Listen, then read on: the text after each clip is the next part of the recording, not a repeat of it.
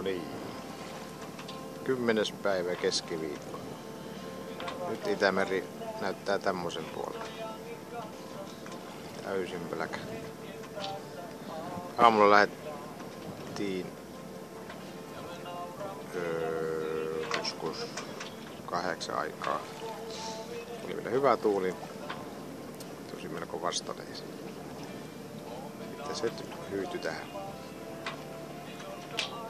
Ollaan menossa kohti Kiiliä. Se on tuolla parin päivän päässä.